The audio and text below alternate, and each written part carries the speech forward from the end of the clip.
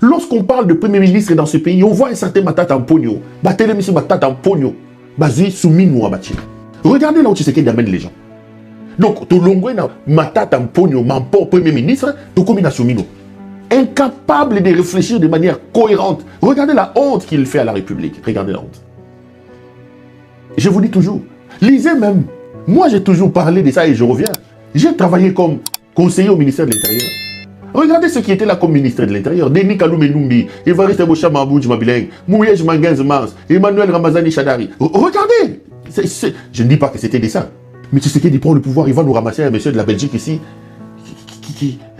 qui a même ramené les FCM 23. Gilbert Kakonde. Un incompétent notoire. Il vous met à ciel aussi, c'est à ciel. C'est-à-dire que... Et puis il quitte là, il va chercher Sinjé Nipin ici, les Tchokovar, Peter Kazali. Aux yeux, on bandi ko aligné Bochab, on bandi ko aligné Chadari, on bandi ko aligné Denis Kanoumé, on bandi ko aligné Mouyes. Aux yeux, on compare Gilbert Kakonde, aux yeux, on compare Peter Kazali. Regardez là, on amène le pays. On prend un premier ministre de la cabine de Matata Mpogno, on vient les comparer à cet Issoumino ici. C'est le jour et la nuit. En fait, en réalité, c'est quoi le problème? On peut beau condamner Judith Issoumino. Parce qu'en réalité, si elle avait un peu d'intelligence, même si elle ne connaissait pas l'origine de ces migrants, mais la ligne de défense qu'elle a prise, l'a tout simplement ridiculisée. Moi, je dis toujours à mes invités quand je fais des émissions, on n'aborde pas telle question, on n'aborde pas... Je dis non, le problème, ce n'est pas la question. Le problème, ce n'est pas la question. Il n'y a pas de questions difficiles en journalisme. Le problème, c'est la réponse. On a la possibilité de dévier une question, on a la possibilité de les réfuter, on a la possibilité de le contourner. Le problème, ce n'est pas la question, le problème, c'est la réponse. Posez la question comme vous voulez. Qu'elle sache ou pas, quelle était la nationalité de ces gens, d'où ils devaient aller après. Le problème, c'est que si elle était intelligente, elle ne pouvait pas afficher une telle incohérence. Mais on peut tout lui reprocher. Ceci est tout simplement la preuve de la manière cavalière, de la manière abracadabrantesque, de la manière idiote avec laquelle M. Tshisekedi gère le pays. Tshisekedi, aujourd'hui, concentre tout le pouvoir, tous les pouvoirs. Il est à la fois président de la République, Premier ministre, ministre, tous les ministres, c'est lui. Président du Sénat, lui-même il est Sénat, lui-même il est Assemblée nationale, lui-même il est procureur de la République, lui-même il est président de la Cour constitutionnelle. M. Tshisekedi vit une sorte de concentration de pouvoir.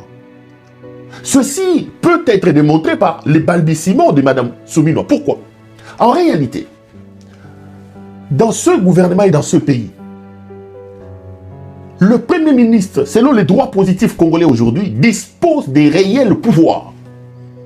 Il y a eu un débat à son temps et on a donné raison au professeur Bochab lorsqu'il a parlé de ce qu'il a appelé le régime primo-ministériel. C'est-à-dire c'est un régime dans lequel, si on est sérieux, le Premier ministre dispose des vrais pouvoirs d'action.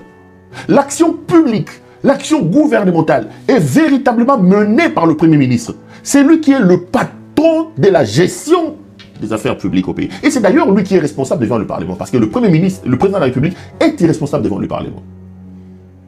Mais maintenant, comme on est géré par des gens sortis d'une brousse, qui n'ont aucune connaissance, qui ne mettent pas la légalité à sa place, Tshisekedi prend des décisions sans se référer au Premier ministre.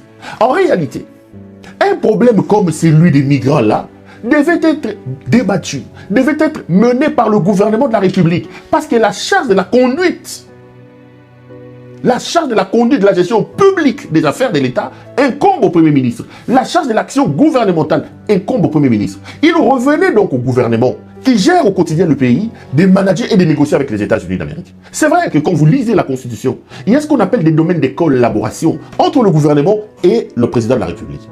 Quand vous prenez par exemple les affaires étrangères, vous prenez la défense, et il y a des domaines de collaboration étroite entre le président de la République. Mais le pouvoir de mener l'action gouvernementale est une attribution du Premier ministre. On est en droit administratif. Et en droit administratif, l'incompétence est des principes. Et la compétence est l'exception.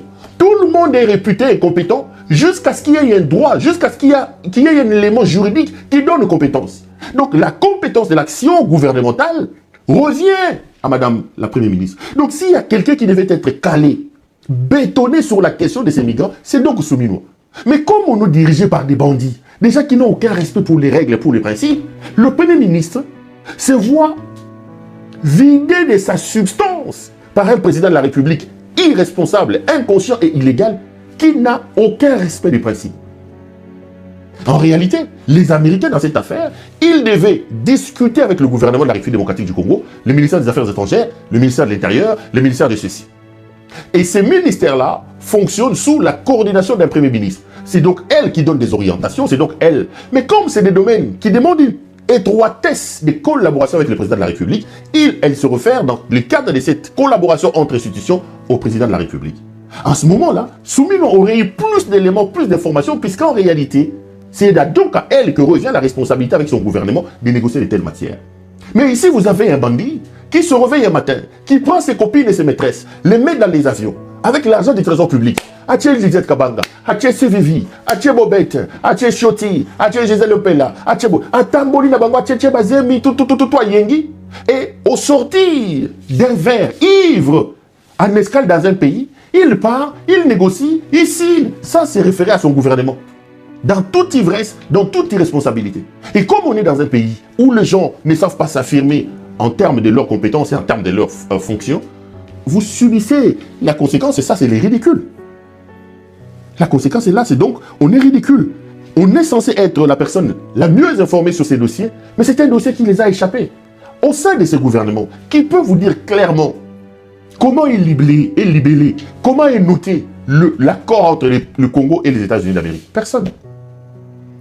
Il est allé signer cet accord avec les Américains, sans référence à son gouvernement, sans associer son gouvernement. La conséquence, c'est que le Premier ministre n'en sait absolument rien, alors que c'est à elle que revenait la responsabilité des patronnés de tout ça. Quand un clown rentre au palais, le clown ne devient pas roi, mais c'est le palais qui devient le cirque. Voilà.